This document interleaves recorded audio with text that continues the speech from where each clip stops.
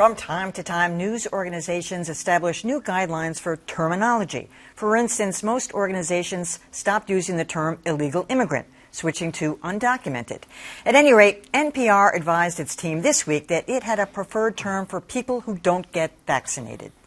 A nationwide measles outbreak has raised a decades-old debate about vaccinations. A lot of people are still afraid, despite all of the evidence to debunk the association with autism. And that fear has led many people not to vaccinate their children, creating a firestorm of protest in some communities around the country. They say the anti-vaxxers are putting their kids' lives at risk. The term anti-vaxxer has a pejorative connotation, something that anti-vaxxer Robert F. Kennedy Jr. knows well. The reason they call you anti-vaxxers and me an anti-vaxxer is it's a way of shutting us up. Saying it wants to be more even-handed, NPR issued new guidelines, telling reporters to not just avoid terms like anti-vax and anti-vaxxer, but also anti-vaccine, suggesting more neutral terms like vaccine hesitant or vaccine resistant. You use the term vaccine hesitancy. What do you mean by that? More and more, it appears that term is catching on. Its official label is vaccine hesitancy. But that term rankles some of the scientific community,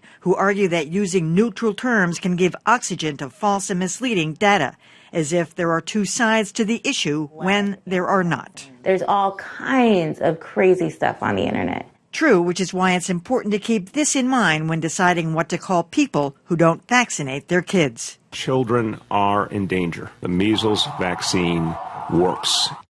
Callie, I often think about what Tim Johnson would have thought, and he used to be his producer at ABC, so no-nonsense. Yeah. I mean, would he soften language like this? No. And I think part of the problem here is that you're not quite sure what that means. So I think we're going to have to agree to use more words. So the point is try to do a shorthand, and it's just not effective.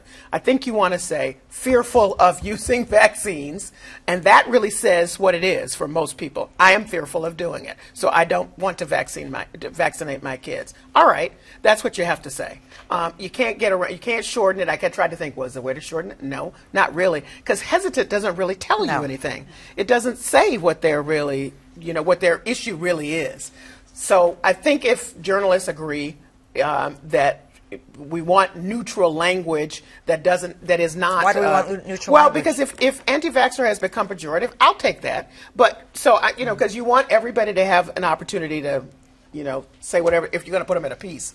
But I want to say they're fearful of doing it. I don't think there's a quick one-size-fits-all term that works here. Yeah. There are people who are afraid of getting vaccinated or vaccinating their children. There are also people who straight up think that vaccines cause autism, even though that link has been debunked over and over and over and over again. And so maybe anti-vaxxer has become pejorative, in which case you don't want to insult your audience, especially if you're trying to change minds.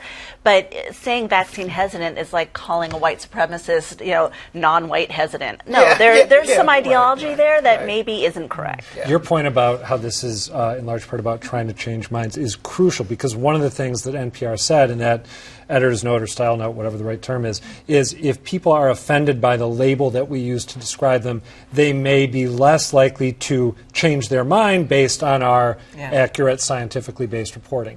That strikes me as a little bit optimistic. And one parallel I thought of when I was reading about this was the whole climate change denier label. You have people who are really climate change deniers, but they hide behind something more respectable. No, I don't deny that it's happening. I just think the science isn't sound. I just have some questions.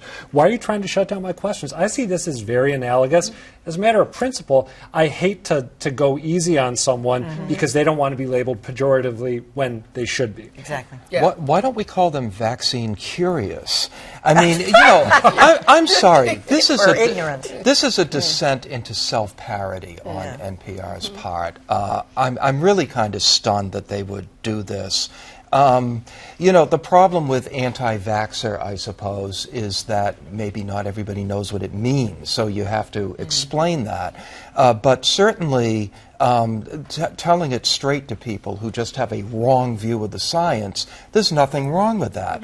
I was struck that just this week I was reading the Washington Post, and they referred to enhanced interrogation techniques that some people regard as torture. You look at all the words they could have deleted there and just said it's torture. torture. deal with these ridiculous euphemisms. Anti-vaxxer is perfectly okay. I agree.